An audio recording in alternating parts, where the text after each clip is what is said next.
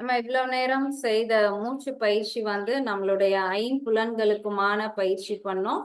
கண், காது, மூக்கு, நாக்கு, நம்மளுடைய தோல் இதுல இருக்கிற அடைப்புகள் நல்லா கிளீன் ஆகுற மாதிரி சிம்பிளான பயிற்சி செய்தோம். இப்ப என்ன பார்க்க போறோம்னா, நமக்கு இப்ப இருக்கிற பிரச்சனை என்னன்னா, அதிகமா நமக்குள்ள நெகட்டிவான எமோஷன்ஸ் தான் வருது. அதுக்கு என்ன பண்ணலாம்? யோகா ரீதியா அதுக்கு என்ன மாதிரியான தீர்வு இருக்கு அப்படிங்கிறத நாம இன்னைக்கு தெரிஞ்சுக்கலாம். நமக்கு ஏன் இந்த எமோஷன்ஸ் வருது? அது பாசிட்டிவ் எமோஷனோ, நெகட்டிவ் எமோஷனோ, நல்ல உணர்வுகளோ, கெட்ட உணர்வுகளோ நமக்கு வர்றதுக்கு என்ன காரணம் அப்படிங்கிறத தெரிஞ்சுக்கலாம். இப்ப இந்த உடல்ல இருக்கக்கூடிய மற்ற உறுப்புகள், நுரையீரல், இருதயம், வயிறு இது எல்லாம் எது உள்ள வருதோ, வெளியில இருந்து சாப்பாடு உள்ள வந்தா இந்த செரிமான உறுப்புகள் எல்லாம் அதை இயக்கும்.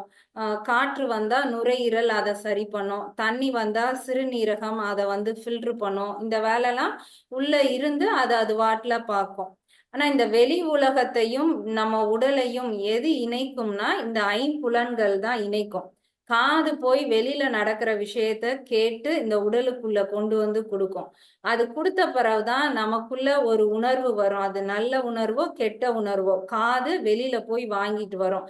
கண்ணு வெளியில போய் என்னெல்லாம் இருக்கோ அதை பார்த்து இந்த உடலுக்கு சொல்லும். மூக்கு நுகர்ந்துட்டு சொல்லும். நாக்கு வெளியில உள்ளதை சுவைத்து உடலுக்கு கொடுக்கும். நம்மளுடைய தோல் உள்ள கொடுக்கும். அப்ப இந்த வெளி உலகமும் இந்த உடலும் எப்படி இணைக்கப்படுதுன்னா இந்த ஐம்புலன்களால தான் இணைக்கப்படுது.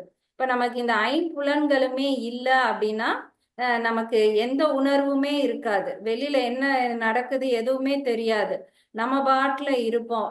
உள்ள சாப்பாடு அதை கூட சுவைக்க மாட்டோம். அது உள்ள போகும், அது பாட்டுல வேலை பார்க்கும். நமக்கு எந்த ஒரு உணர்வுமே இல்லாம ஜடம் மாதிரி இருப்போம். அப்ப நமக்கு உணர்வுகள் ஏற்படுறதுக்கு காரணம் இந்த ஐந்து புலன்கள் தான் காரணம். ஏன் நமக்கு வேற வேற உணர்வு வருது? எல்லாருக்குமே ஐந்து புலன்கள் இருக்கு. எல்லாருக்கும் ஒரே மாதிரியான கண்ணு, காது, மூக்கு தான் இருக்கு.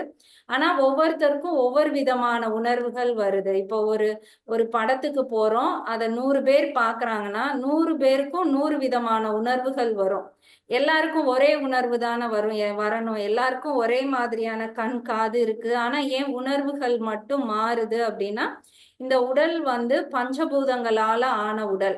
ஒவ்வொருத்தருக்கும் இந்த பஞ்சபூதத்தோடனுடைய அளவு மாறி மாறி இருக்கும். சிலருக்கு நிலம் அதிகமா, நீர் கம்மியா, நெருப்பு ரொம்ப அதிகமா, இந்த மாதிரி 5 கலவை கொண்ட உடல் அமைப்பு இருக்கும்.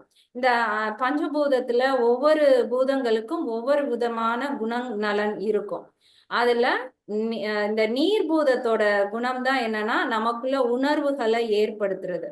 அப்ப நம்ம உடல்ல நீர்பூதம் எப்படி இருக்கு அப்படிங்கிறத பொறுத்துதான் நமக்கு உணர்வுகள் வரும். அது நல்ல உணர்வோ கெட்ட உணர்வோ இந்த நீர்பூதம் தான் நமக்குள்ள உணர்வுகளை ஏற்படுத்தி விடுது.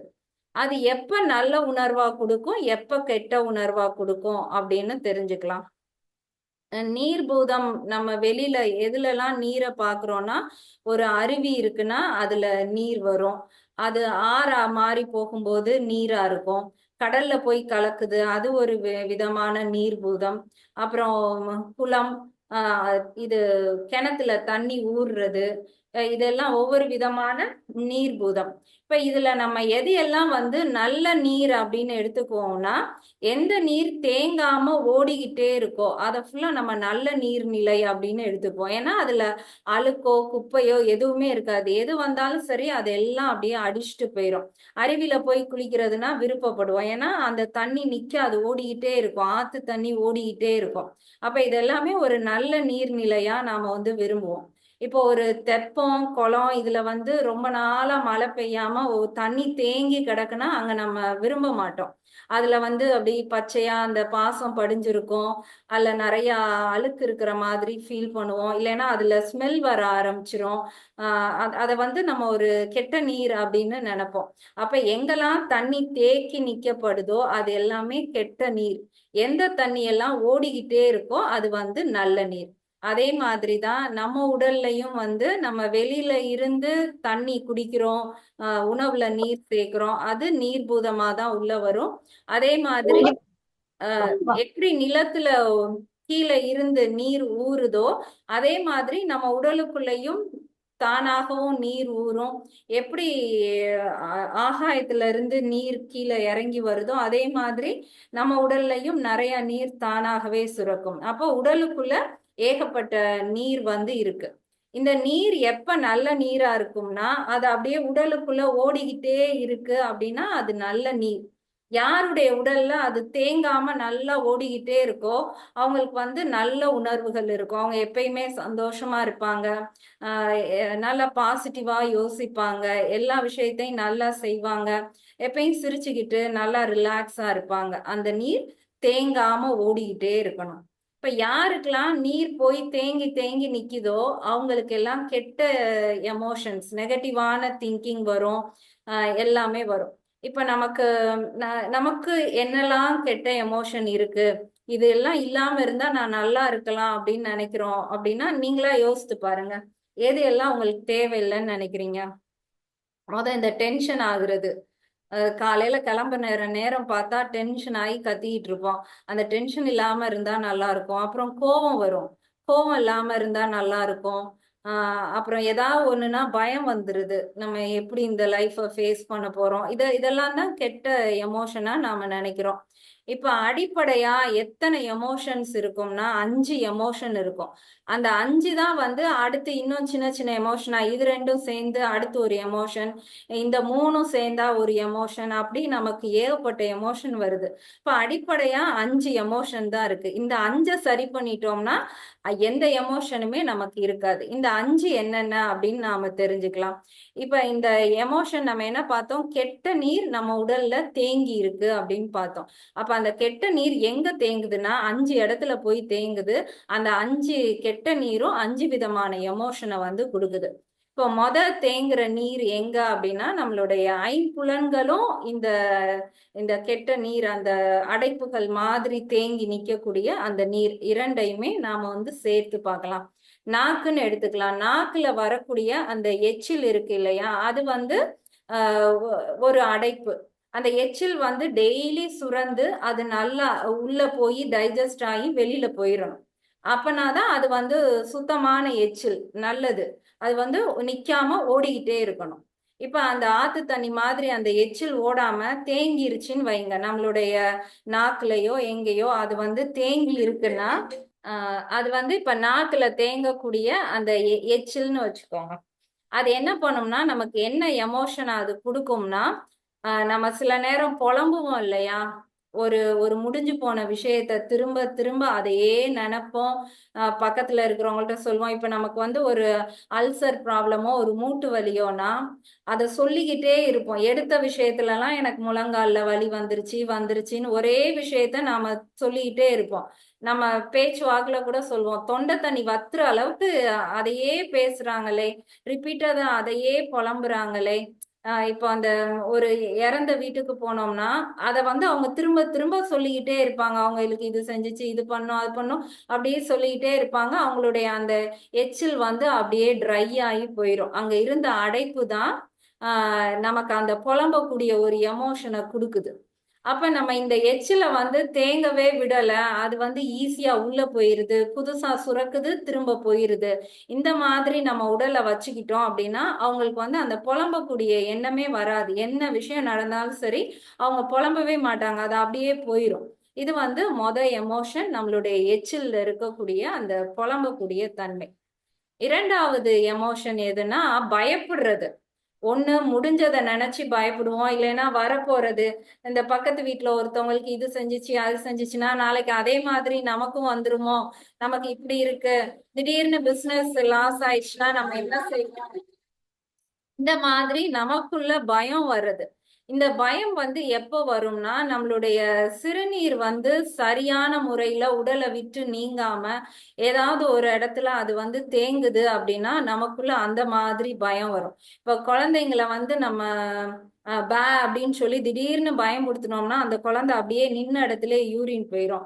டீச்சர் அடிக்க போறாங்கன்னு தெரிஞ்சு அந்த பிள்ளை பயப்படுதுன்னா அந்த இடத்துல யூரின் போயிடும். ஸோ அந்த பயம் அப்படிங்கிறது அந்த சிறுநீர் வந்து சரியான முறையில போகாம தேங்குது அப்படின்னா அவங்களுக்குள்ள அந்த பயம்ங்கிற உணர்வு வரும்.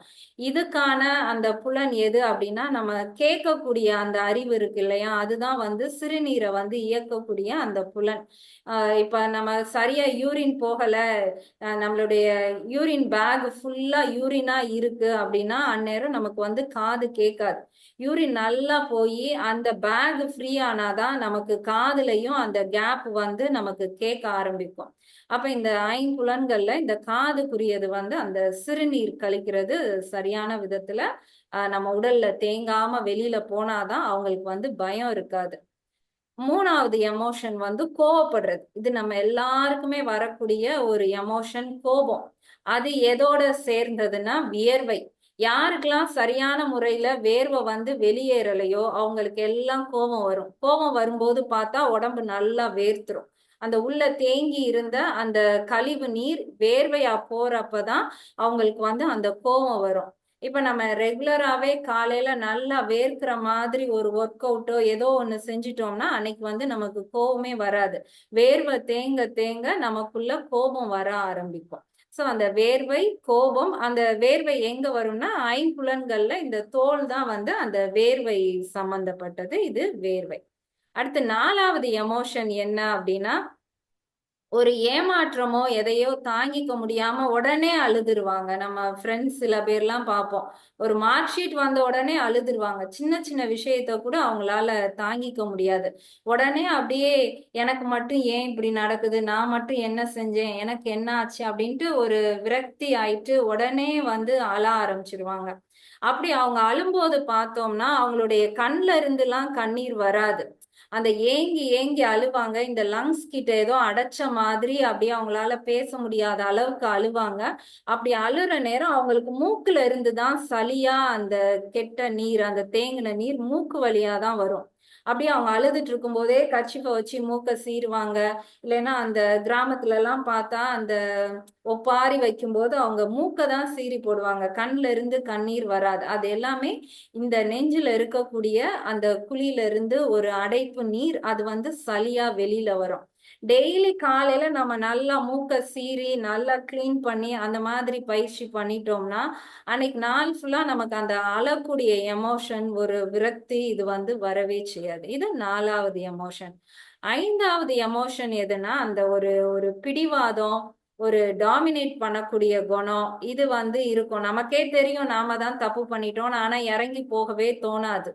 இப்ப என்ன அப்படிங்கிற மாதிரி இருக்கும். இது இது எல்லாமே நமக்குள்ள அந்த ஒரு தலக்கணம், கர்வம் இது வந்து ஒரு ஐந்தாவது எமோஷன்.